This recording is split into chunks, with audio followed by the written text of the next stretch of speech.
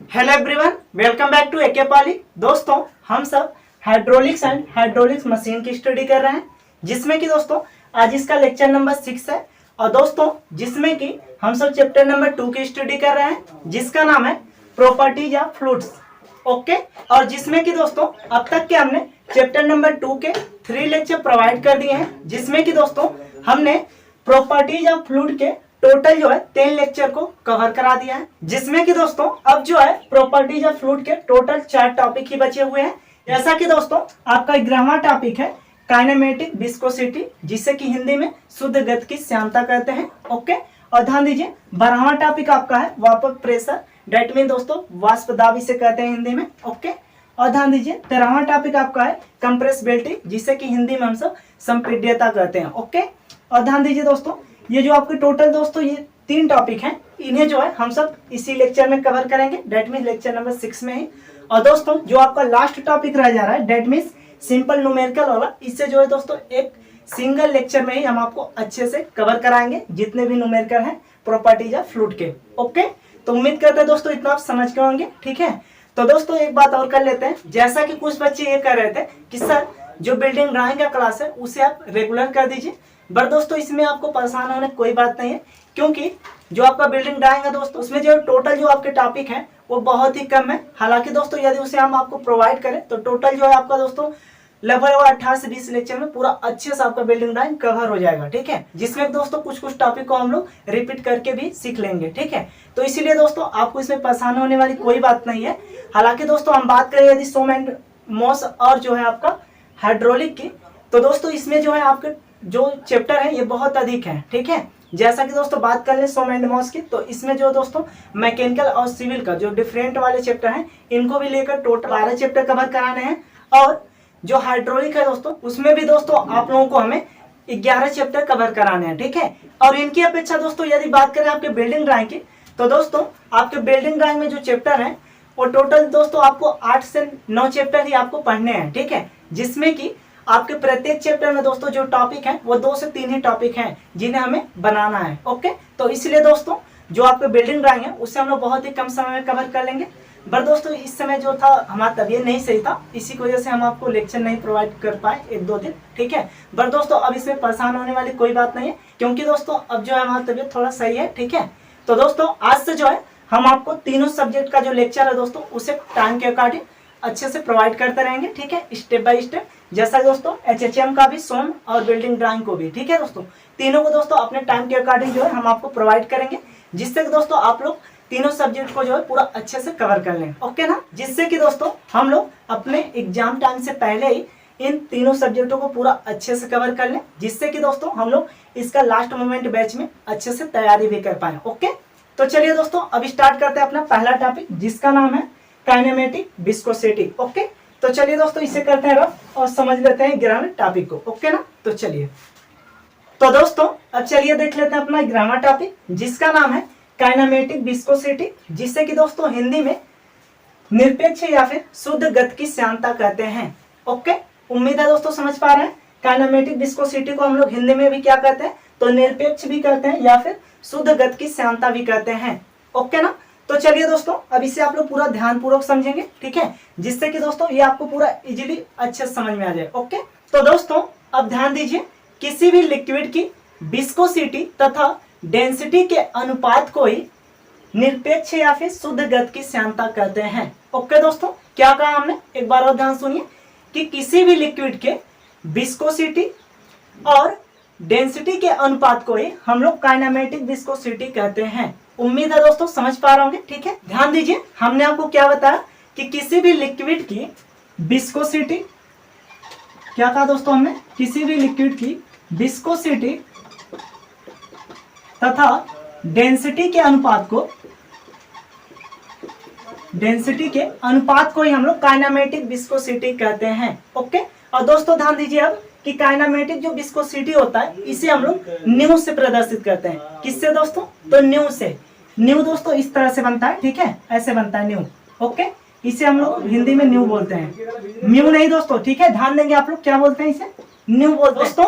इसे आप लोग म्यू नहीं कहेंगे। ठीक है, क्योंकि जो विस्कोसिटी होता है इसे हम लोग म्यू से प्रदर्शित करते हैं। ओके, बट दोस्तों जो काइनेमेटिक विस्कोसिटी होता है इसे हम लोग न्यू से प्रदर्शित करते हैं। उम्मीद है इतना आप समझ गए होंगे। ओके दोस्तों, लाइट भी चली गई बट उम्मीद करते हैं कि आपको यहाँ पर सब कुछ अच्छे से दिख रहा होगा। ओके, तो दोस्तों ध्यान दीजिए, हमने आपसे क्या कहा कि किसी भी लिक्विड की विस्कोसिटी, दैट मीन दोस्तों विस्कोसिटी को हिंदी में हम लोग क्या कहते हैं, तो श्यानता कहते हैं। ठीक है, क्या किसी भी लिक्विड की श्यानता तथा घनत्व के अनुपात को, ठीक है, दैट मीन दोस्तों विस्कोसिटी या फिर डेंसिटी के ही अनुपात को हम लोग काइनेमेटिक विस्कोसिटी कहते हैं। उम्मीद है दोस्तों अब आप लोग पूरा अच्छे से समझ गए होंगे। ठीक है, तो चलिए दोस्तों अब बात कर लेते हैं हम लोग कि विस्कोसिटी के यूनिट की। ठीक है, कि विस्कोसिटी का यूनिट क्या होता है। ओके, तो दोस्तों ध्यान दीजिए, देखिए जैसा कि आप सभी लोग जानते हैं कि जो विस्कोसिटी है दैट मीन श्यानता, इसका फार्मूला क्या होता है दोस्तों। तो ध्यान दीजिए दोस्तों, देखिए विस्कोसिटी का फार्मूला हमने बताया था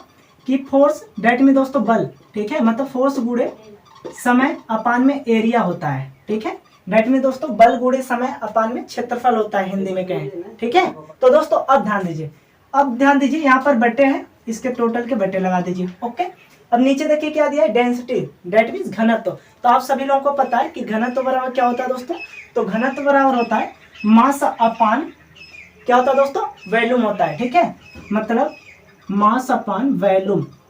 ओके दोस्तों, उम्मीद है आप इतना समझ पा रहे होंगे। मास मतलब दोस्तों हिंदी में कहेंगे द्रव्यमान बट्टे आयतन। ओके ना दोस्तों, ध्यान दीजिए ये किसके बराबर है, ये टोटल जो है आपका काइनेमेटिक विस्कोसिटी के बराबर होता है, दैट मीन्स न्यू के बराबर। ओके दोस्तों, बोलिए इतना समझ पाना। तो चलिए अब इसे सॉल्व करते हैं। ठीक है, तो जैसा कि दोस्तों एक चीज आप सभी लोग जानते हैं कि जब इस क्रम में कोई भी चीज लिखा हो तो हम लोग जानते हैं कि मध्य का गुणा मध्य में करते हैं और आदि का गुणा आदि में कर लेते हैं। ओके ना, तो दोस्तों ध्यान दीजिए यहाँ से क्या निकलेगा, न्यू बराबर, देखिए न्यू बराबर निकल जाएगा। देखिए दोस्तों ये जो आयतन है आपका ये ऊपर चला जाएगा, दैट मीन दोस्तों तो ऊपर हो जाएगा आपका फोर्स गुणे टाइम गुणे आयतन। ओके, अपान में लिख सकते हैं दोस्तों क्या, देखिए ये आपका इसके साथ मल्टीप्लाई होगा, दैट मीन दोस्तों द्रव्यमान गुणे एरिया हो जाएगा। ठीक है, मतलब मास गुणे एरिया। ओके, उम्मीद है दोस्तों इतना आप समझ पा रहे होंगे। ठीक है, तो दोस्तों अब ध्यान दीजिए कि आगे यहाँ पर न्यू बराबर क्या निकल जाएगा। देखिए जैसा दोस्तों आप सभी लोग जानते हैं कि फोर्स बराबर क्या होता है, ध्यान देंगे दोस्तों, फोर्स बराबर क्या होता है दोस्तों, तो मास गुणे त्वरण होता है। ठीक है, दैट में दोस्तों द्रव्यमान गुणे त्वरण होता है। ठीक है ना, बल बराबर। तो ध्यान दीजिए दोस्तों हम लोग यहाँ पर बल बराबर इतना लिख सकते हैं कि नहीं, बिल्कुल लिख सकते हैं। यहाँ पर लिख सकते हैं मास गुणे त्वरण। ओके, और ध्यान दीजिए दोस्तों यहाँ पर दिया है समय दिया हुआ है टी गुणे, और दोस्तों ये भी क्या है, ये आयतन है, तो यहाँ पर आयतन लिख सकते हैं। ओके, इसके अपान में दोस्तों क्या चीज लिख सकते हैं, ध्यान दीजिए इसके अपान में लिख सकते हैं m इंटू ए है, तो लिख दीजिए दोस्तों यहाँ पर m into A, that means mass गुणे एरिया। उम्मीद है दोस्तों इतना आप समझ पा रहे होंगे। ठीक है, तो दोस्तों अब ध्यान दीजिए यहाँ पर, ठीक है, देखिए ध्यान से, यहाँ दोस्तों न्यू बराबर क्या निकल जाएगा, न्यू बराबर आपका निकल गया। देखिए यहाँ दोस्तों मास जो है ये आपस में कैंसिल हो जाएंगे। ठीक है, तब बचेगा क्या दोस्तों, ऊपर बचेगा त्वरण, हिंदी में लिख दे रहे हैं दोस्तों। ठीक है, ताकि आप लोग अच्छे से पहचान सके क्या होगा दोस्तों, त्वरण गुणे समय हो जाएगा यहाँ पर, त्वरण गुणे समय, फिर मल्टीप्लाई करेंगे दोस्तों किसका, तो आयतन का। ठीक है, क्या आयतन हो जाएगा यहाँ पर। उम्मीद है इतना आप समझ पा रहे होंगे। ठीक है, अब बटन कीजिए, देखिए बटन क्या चीज बच रहा है दोस्तों, तो एरिया बच रहा है, दैट मीन दोस्तों क्षेत्रफल। ओके ना, तो उम्मीद करता है दोस्तों इतना आप समझ पा रहे होंगे कि काइनेमेटिक विस्कोसिटी का जो दोस्तों फार्मूला निकलता है वो निकलेगा त्वरण गुणे समय गुणे आयतन अपान में क्षेत्रफल। ओके, तो दोस्तों अब ध्यान दीजिए जो काइनेमेटिक विस्कोसिटी होता है इसे यदि दोस्तों आप लंबे समय तक याद रखना चाहते हैं तो इसका जो दोस्तों फार्मूला होता है इसे आप लोग याद रखेंगे, जिससे कि दोस्तों आपको लंबे समय तक याद रहेगा इसका डिफिनेशन भी। ओके ना, तो दोस्तों ध्यान दीजिए क्या याद रखेंगे कि न्यू बराबर, ठीक है, न्यू बराबर याद रखेंगे कि विस्कोसिटी, दैट मीन दोस्तों विस्कोसिटी को हम लोग म्यू से प्रदर्शित करते हैं, अपान में डेंसिटी, दैट मीन दोस्तों डेंसिटी को हम लोग रो से प्रदर्शित करते हैं, किससे, तो रो से। ओके ना, तो दोस्तों ये फार्मूला आप लोग याद रखेंगे कि न्यू बराबर म्यू अपन रो होता है। ओके ना, तो दोस्तों अब जान लेते हैं कि काइनेमेटिक विस्कोसिटी का एसआई पद्धत, एमकेएस और सीजीएस में इसका मात्रक क्या होता है। ओके, तो ध्यान दीजिए दोस्तों जैसा कि इसे हम रफ कर दे रहे हैं। ठीक है, तो दोस्तों अब हम सबसे पहले समझेंगे कि एसआई पद्धति में काइनेमेटिक विस्कोसिटी का यूनिट क्या होता है। ठीक है, तो ध्यान दीजिए दोस्तों, यहाँ से देखिए, यहाँ पर लिखेंगे एसआई पद्धति में जो है काइनेमेटिक विस्कोसिटी का यूनिट। ठीक है दोस्तों, अब ध्यान दीजिए कि काइनेमेटिक विस्कोसिटी को जो है हम लोग किससे प्रदर्शित करते हैं, तो न्यू से। ठीक है, किससे दोस्तों, तो न्यू से प्रदर्शित करते हैं। तो देखिए यहाँ से दोस्तों, अब एसआई पद्धति में यूनिट क्या होगी, देखिए ध्यान से, फार्मूले का ही यूज करके हम लोग दोस्तों किसी भी प्रणाली से किसी भी चीज का यूनिट ज्ञात करते हैं। ठीक है, इतना आप लोग जानते हैं। तो देखिए दोस्तों, यहाँ पर फार्मूला क्या निकला है कि त्वरण गुणे समय गुणे आयतन बट्टे क्षेत्रफल। ठीक है, तो देखिए दोस्तों, एसआई में जो है त्वरण का यूनिट क्या होता है, तो आप लोग जानते हैं त्वरण बराबर होता है मीटर प्रति सेकेंड स्क्वायर। क्या होता है दोस्तों, मीटर प्रति सेकेंड स्क्वायर। ओके ना, ये चीज जानते हैं। और दोस्तों आगे लिखा हुआ है गुणे में समय। और दोस्तों आप सभी लोग जानते हैं जो समय होता है ये दोस्तों तीनों प्रणालियों में, डेट मीन्स एसआई, एमकेएस और सीजीएस, तीनों में इसका मात्रक जो होता है वो सेकेंड ही होता है समय का। ठीक है, तो यहाँ पर लिख देंगे आप लोग समय का मात्रक सेकेंड। गुणे दिया दोस्तों, गुणे करिए। और यहाँ पर आप लोग जानते हैं आयतन का मात्रक क्या होता है दोस्तों, तो आयतन जो होता है दोस्तों वो लंबाई, चौड़ाई और मोटाई, ये तीनों चीज से मिलकर बना होता है। ठीक है, जो आयतन होता है, तो आप लोग जानते हैं दोस्तों कि लंबाई का भी मात्रक मीटर होता है, चौड़ाई का भी मात्रक मीटर होता है, और हाइट या फिर मोटाई का भी मात्रक मीटर ही लेते हैं। ठीक है, तो दोस्तों इस केस में तीनों का आपस में मल्टीप्लाई कर देंगे तो हो जाएगा मीटर क्यूब। ओके, क्या हो जाएगा दोस्तों, मीटर क्यूब हो जाएगा। उम्मीद करते हैं इतना आप समझ गए होंगे। ओके, तो देखिए दोस्तों, अब अपान में दिया है तो अपान कर दीजिए, इसके बट्टे क्षेत्रफल दिया है। ठीक है, डेट मीन्स एरिया। तो एरिया बराबर आप जानते हैं लंबाई गुणे चौड़ाई होता है, तो लंबाई और चौड़ाई का एसआई पद्धति में यूनिट क्या लेते हैं, तो मीटर लेते हैं। ठीक है, लंबाई चौड़ाई दोनों का मीटर होगा, मल्टीप्लाई करेंगे दोस्तों तो मीटर स्क्वायर हो जाएगा।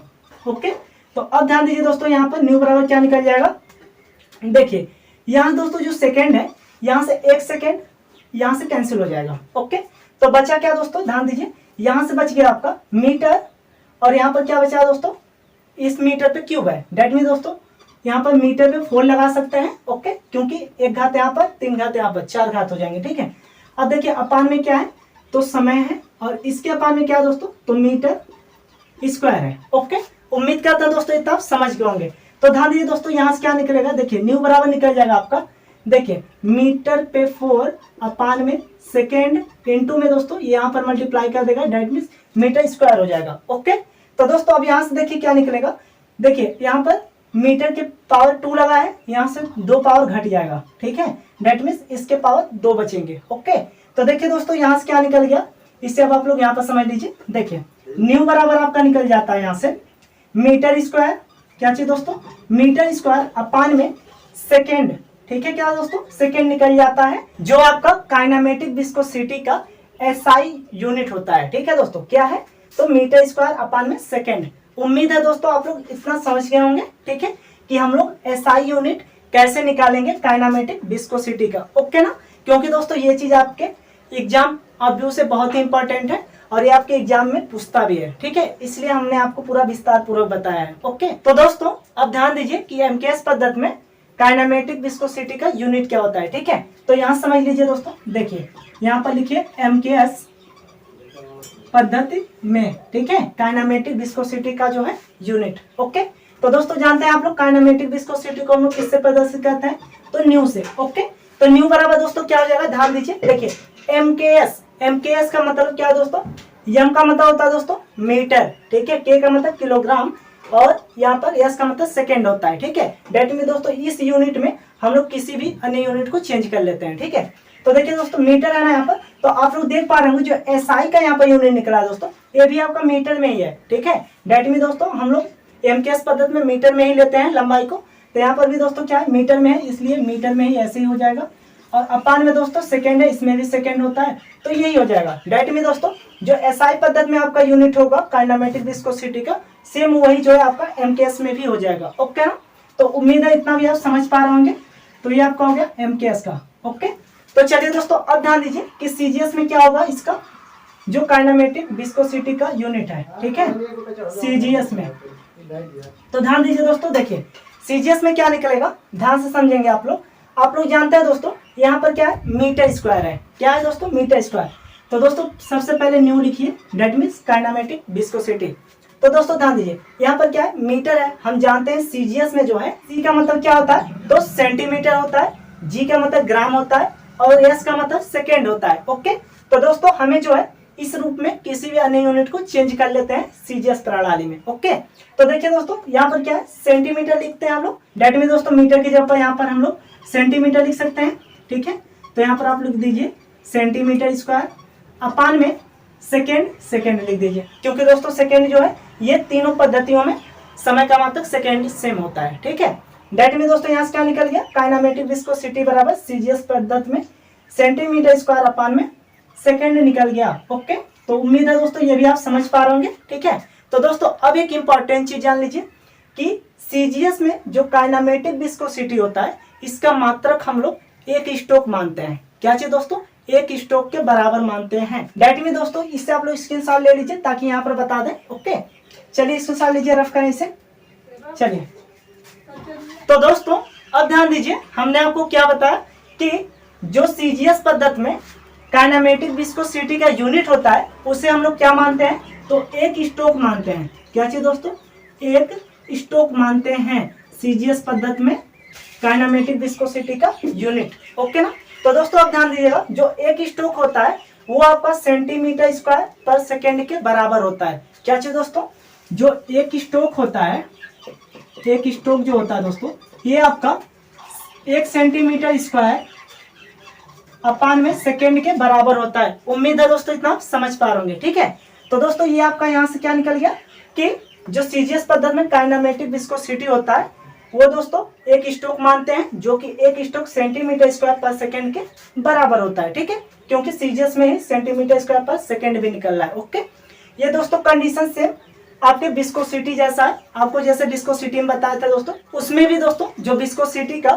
सीजीएस पद्धति में मात्रक होता है वो क्या होता था, एक पाइज होता था। ठीक है, जिससे कि दोस्तों हम लोग 1 डाइन इंटू सेकेंड पर सेंटीमीटर स्क्वायर के बराबर लेते थे। ठीक है, तो सेम वही कंडीशन दोस्तों यहाँ पर भी है कि काइनेमेटिक विस्कोसिटी में हम लोग क्या मानते हैं, एक स्ट्रोक मानते हैं, जैसे विस्कोसिटी में हम लोग पाइज मानते थे।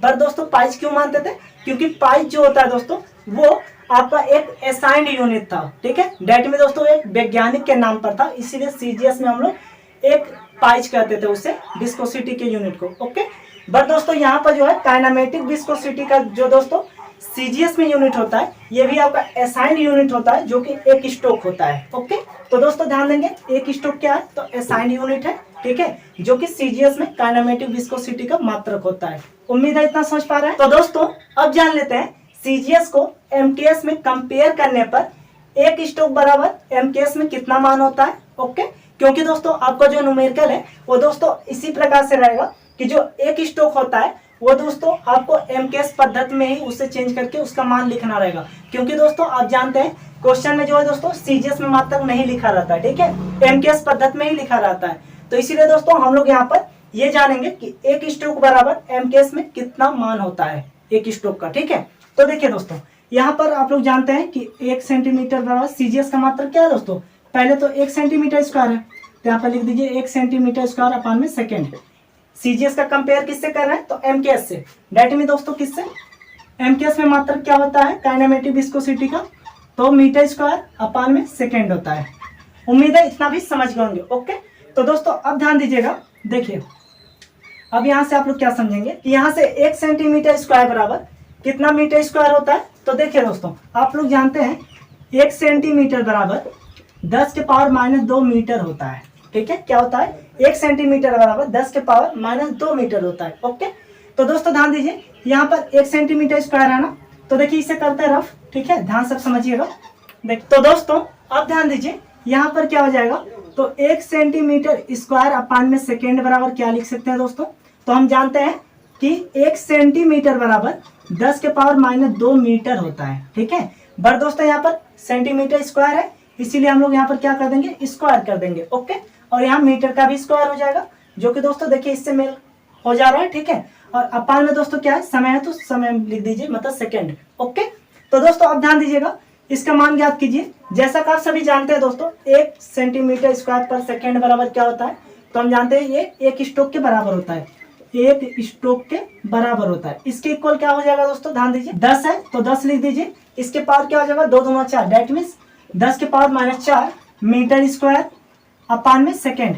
ओके दोस्तों, उम्मीद करते हैं इतना आप समझ गए होंगे कि एक स्ट्रोक बराबर हम लोग 10 के पावर -4 मीटर स्क्वायर पर सेकेंड लिख सकते हैं। ओके, डेट में दोस्तों यदि हमें एमकेएस पद्धति में लिखना रहे तो हम लोग मीटर स्क्वायर पर सेकेंड को कितना लिख सकते हैं। तो दोस्तों ध्यान दीजिए, यहाँ पर यदि हमें मीटर स्क्वायर पर सेकेंड बराबर निकालना हो, डेट में मीटर स्क्वायर पर सेकेंड बराबर निकालना हो, तो यहाँ से लिख सकते हैं कि 1/, क्या हो जाएगा दोस्तों, देखिए ये 10 की पावर -4 है, ठीक है। डेट में दोस्तों इससे लिख सकते हैं 1/10 की पावर -4 क्या स्टोक, STOKE, ठीक है दोस्तों, स्टोक लिख सकते हैं। डेट में दोस्तों इसे यदि शुद्ध रूप में लिख दे तो यहाँ पर ध्यान समझिए, हो जाएगा आपका मीटर स्क्वायर पर सेकेंड इक्वल टू, यहाँ पर -4 है दोस्तों, ऊपर जाएगा क्या हो जाएगा, यहाँ से +4 हो जाएगा घात, ठीक है। डेट मीन्स मीटर स्क्वायर पर सेकेंड बराबर 10 के पावर 4 स्टोक होता है। ओके, ऐसा भी आप लोग कर सकते हैं। उम्मीद है दोस्तों इतना आप समझ गए होंगे, ठीक है।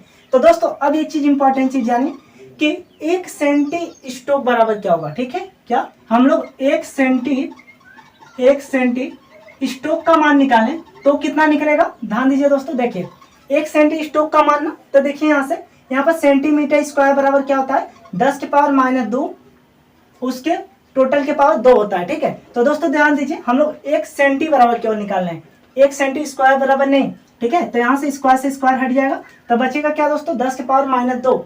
डेट में दोस्तों इसे हम लोग लिख सकते हैं 1/100 भी लिख सकते हैं, ठीक है, जो कि हो जाएगा 1/100 स्टोक के बराबर। उम्मीद है दोस्तों इतना आप समझ रहे होंगे, ठीक है। तो इतना समझ गया ना, 1 सेंटी स्टोक बराबर हम लोग क्या लिख सकते हैं, तो 1/100 स्टोक भी लिख सकते हैं। उम्मीद है दोस्तों इतना आपको पूरा अच्छे समझ में आ गया होगा, ठीक है। तो चलिए दोस्तों इसे जो है अब आप लोग स्क्रीनशॉट ले लीजिए, ताकि जो है हम इसके डिफिनेशन को यहाँ पर शो कर देते हैं, जिससे आप लोग लिख लेंगे, ठीक है। उसके बाद देन आप अपने अगले टॉपिक पर चलेंगे, ठीक है। तो चलिए दोस्तों स्क्रीनशॉट लीजिए, जल्दी हो गया। तो चलिए, तो दोस्तों यहाँ पर हमने काइनेमेटिक विस्कोसिटी का डिफिनेशन लिख दिया है, जिससे कि आप लोग स्क्रीनशॉट लेकर अपने नोट में उतार लीजिए, ठीक है। तो चलिए दोस्तों स्क्रीनशॉट लीजिए, ताकि हम इसे रफ करें, देन आप अपने अगले टॉपिक पर चलते हैं। ओके, तो चलिए हो गया, चलिए करते हैं रफ। तो दोस्तों अब देख लेते हैं अपने 12वें और 13वें दोनों टॉपिक को एक साथ, ठीक है। जैसा कि दोस्तों 12वां टॉपिक आपका ये है वेपर प्रेशर, डेट मीन दोस्तों जिसे हिंदी में वाष्प दाब कहते हैं, ठीक है। तो दोस्तों ध्यान दीजिए, देखिए वाष्प दाब किसे कहेंगे, सिंपल डिफिनेशन है दोस्तों, इसीलिए हमने यहाँ पर पहले ही लिख दिया है, जिससे कि दोस्तों हमारा कुछ समय भी बच जाए, ठीक है। तो दोस्तों ध्यान दीजिए, देखिए तो दोस्तों ध्यान दीजिए, जैसे कि मान लीजिए ये कोई लिक्विड है, डेट में दोस्तों ये द्रव है, ठीक है। तो दोस्तों आप लोग ये चीज जानते हैं कि कोई भी लिक्विड, डेट मीन्स कोई भी द्रव द्रव्य अवस्था में ही रहता है, ठीक है। कैसा, तो द्रव्य अवस्था में रहेगा। ओके, तो दोस्तों इतना याद रखेंगे कि जब कोई भी द्रव द्रव्य अवस्था से गैसीय अवस्था में परिवर्तित होता है, तब उसे हम लोग वाष्पीकरण कहते हैं।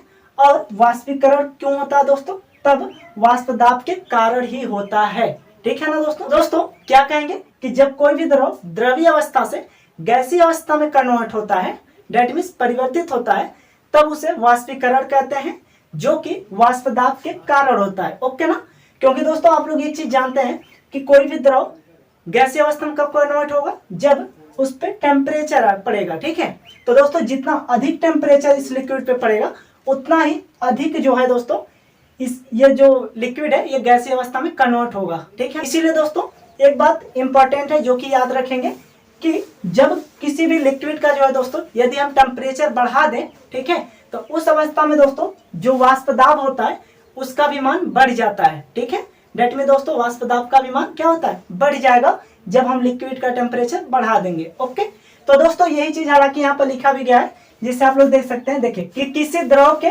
द्रव्य अवस्था से, जैसा कि दोस्तों आप लोग यहाँ पर देख सकते हैं कि किसी द्रव के द्रव्य अवस्था से गैसीय अवस्था में परिवर्तन को वाष्पीकरण कहते हैं।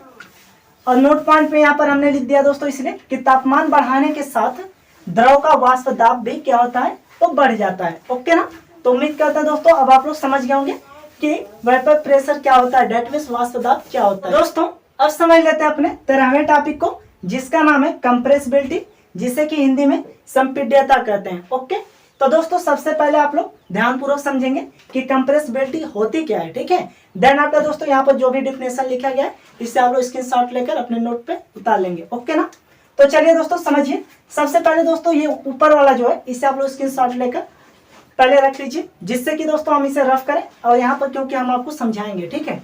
तो चलिए दोस्तों स्क्रीनशॉट लीजिए जल्दी। हो गया, चलिए अच्छा इसे रफ करते हैं।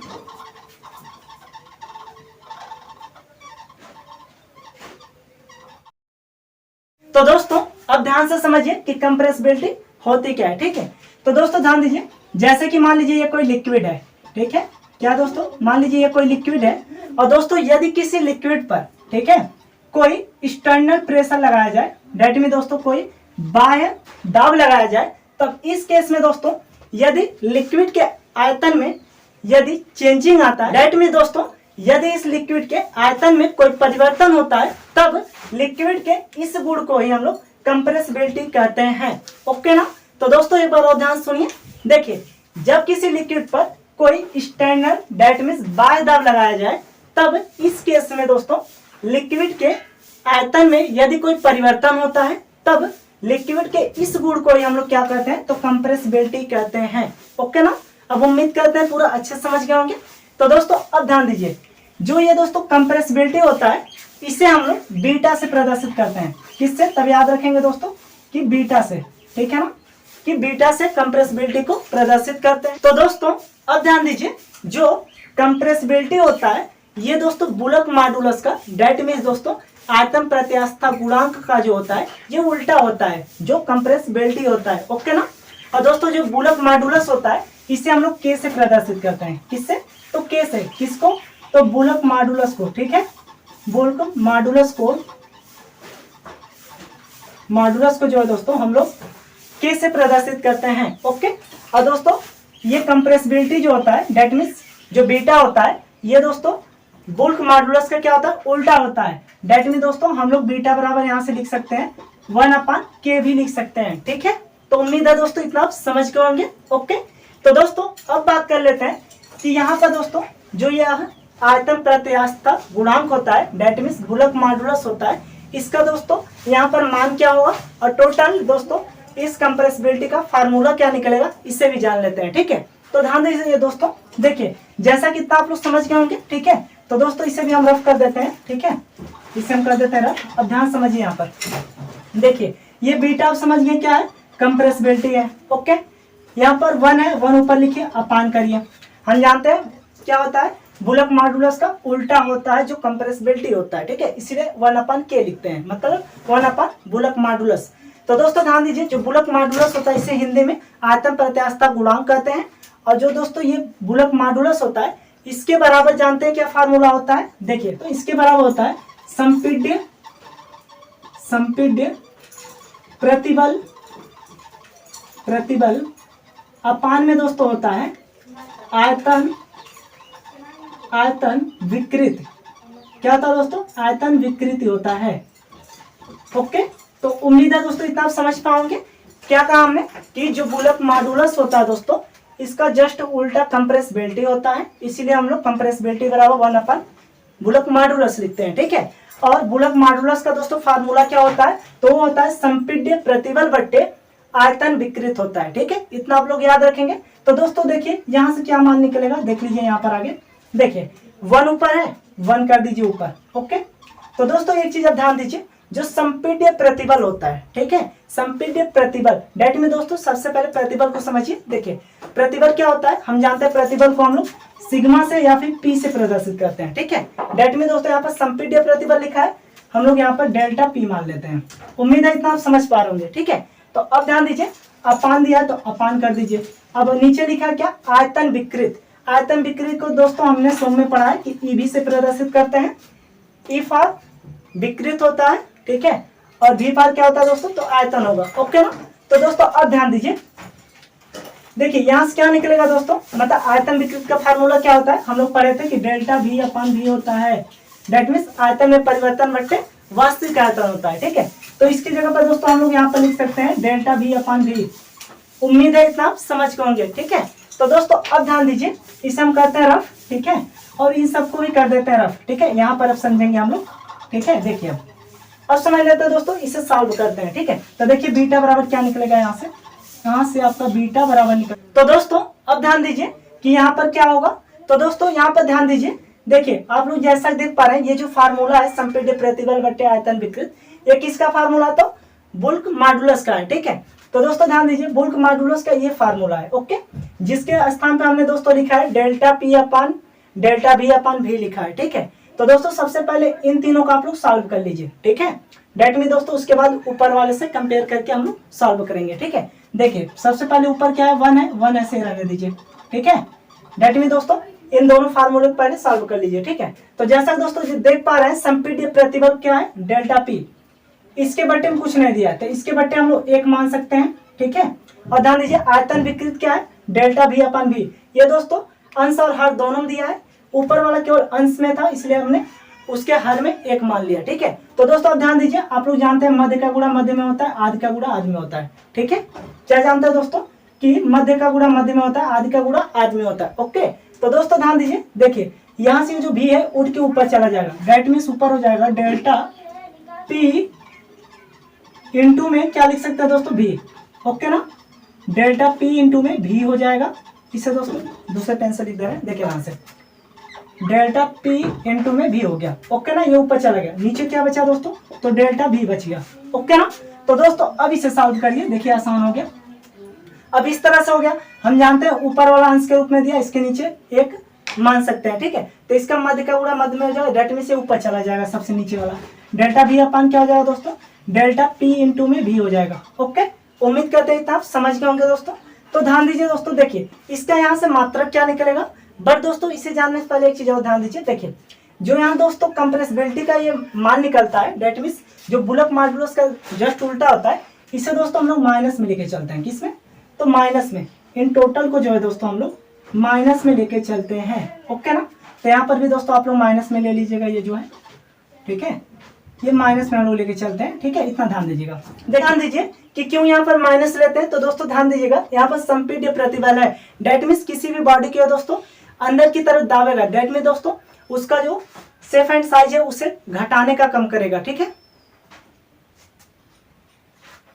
तो दोस्तों अब ध्यान दीजिए क्यों यहाँ पर माइनस लगता है, तो दोस्तों यहाँ पर संपीड्य की वजह से ही। ठीक है दोस्तों, जैसा दोस्तों कोई भी चीज यदि लंबाई में है तो उसको दबाएंगे तो उसकी जो लंबाई होगी वो कम होगी। ठीक है, भले उसकी चौड़ाई बढ़ जाएगी। ठीक है, बट दोस्तों यहाँ पर संपीड्य की वजह से हम लोग यहाँ पर माइनस लगाते हैं। ठीक है, इतना याद रखेंगे। तो दोस्तों अब ध्यान दीजिए, इसका यूनिट यहाँ से क्या निकलेगा, देखिए जैसा कि आप सभी लोग जानते हैं कि जो आयतन विकृत होता था, डेट मीन्स डेल्टा भी अपान भी, क्या दोस्तों, डेल्टा भी अपान भी जो आयतन विकृत होता था, इसका यूनिट क्या होता था दोस्तों, तब इसका यूनिट नहीं होता था। क्यों, क्योंकि दोस्तों आप लोग जानते हैं भी मतलब आयतन का यूनिट क्या होता है, मीटर क्यूब, और इसका भी मीटर क्यूब, डेट में दोस्तों कैंसिल हो जाएंगे, बचेगा ही नहीं, डेट में यूनिट लेस होता है ये। ठीक है, जो आयतन विकृत होता है। ठीक है, तो दोस्तों इसी प्रकार यहाँ देखिए डेल्टा वी का मात्रक क्या हो जाएगा, एम क्यूब। ठीक है, मतलब मीटर क्यूब, अपान में करिए, यहाँ देखिए डेल्टा पी जो लिखा है, डेट मीन्स जो प्रतिबल लिखा है। ठीक है, तो दोस्तों आप लोग जानते हैं प्रतिबल का मात्रक क्या होता है, डेट मीन्स स्ट्रेस का मात्रक क्या होता है, तो न्यूटन पर मीटर स्क्वायर होता है। ओके, और दोस्तों ध्यान दीजिए इनटू में करिए, देखिए इस भी का मात्रक भी क्या हो जाएगा, मीटर क्यूब, डेट मीन्स दोस्तों मीटर क्यूब कैंसिल हो जाएंगे, यहाँ पर बचेगा क्या, न्यूटन पर मीटर स्क्वायर। ओके, तो दोस्तों आप जानते हैं न्यूटन पर मीटर स्क्वायर है, तो यहाँ पर इसका मात्रक क्या लिख सकते हैं दोस्तों, ध्यान दीजिए, तो हम लिख सकते हैं, देखिए ये नीचे है ना, स्ट्रेस नीचे है, डेट मीन न्यूटन पर मीटर स्क्वायर है, तो दोस्तों ये जो मीटर स्क्वायर है ये ऊपर चला जाएगा। ठीक है, डेट मीन्स हम लिख सकते हैं कि कंप्रेसिबिलिटी का जो यूनिट होता है वो होगा मीटर स्क्वायर अपान में न्यूटन हो जाएगा, क्योंकि ये बुल्क मॉडुलस का उल्टा होता है। ठीक है, डेट में दोस्तों समझ गया ना, क्योंकि यहाँ पर देखिए ऊपर ये तो कैंसिल हो गया, ऊपर 1 बचा, तो यहाँ पर नीचे क्या है, न्यूटन पर मीटर स्क्वायर ऊपर चल जाएगा, नीचे न्यूटन आ जाएगा। ओके ना, तो उम्मीद करते हैं दोस्तों अब आप लोग समझ गए होंगे, बट दोस्तों इसे याद रखिएगा, ये आप लोग माइनस में लीजिएगा। ठीक है ना, तो उम्मीद है दोस्तों अब आप पूरा अच्छा समझ गए होंगे। तो दोस्तों चलिए अब इसका डिफिनेशन देख लीजिए कंप्रेसिबिलिटी का, जैसा कि हमने दोस्तों आपको समझाया सेम उसी वे में लिखा है। देखिए जब किसी तरल पर कोई बाह्य दाब, डेट मीन्स एक्सटर्नल प्रेशर लगाने पर उसके आयतन में परिवर्तन होता है तो संपीड्यता कहलाता है। ओके, इसे बीटा से प्रदर्शित करते हैं, नोट पॉइंट में आप लोग लिख लेंगे, यह बुल्क मॉडुलस, दैट मीन्स आयतन प्रत्यास्थता गुणांक का उल्टा होता है। ओके, और बुल्क मॉडुलस को हम लोग के से प्रदर्शित करते हैं, जैसा कि दोस्तों इसलिए इसका फार्मूला क्या बनता है, बीटा बराबर 1/रूट मॉडुलस, ठीक है। बट दोस्तों इसका फार्मूला मेन ये वाला है, ठीक है, जो यहाँ पर हम लोग याद किए हैं, ये मेन फार्मूला होता है, ठीक है। इतना आप लोग याद रखेंगे, ये इसका मेन फार्मूला है कि बीटा बराबर माइनस डेल्टा भी अपान में डेल्टा पी इंटू में भी। ओके ना, तो उम्मीद है दोस्तों इतना आप समझ गए होंगे। तो दोस्तों चलिए अब इसको स्क्रीनशॉट ले लीजिए, ठीक है, और अपने नोटबुक में जरूर उतार लीजिएगा। हो गया दोस्तों। तो दोस्तों आज की इस लेक्चर में बस इतना ही रखते हैं। अब बहुत ही जल्द मिलेंगे अपने अगले लेक्चर में। तब तक के लिए दोस्तों जय हिंद, bye bye, all the best.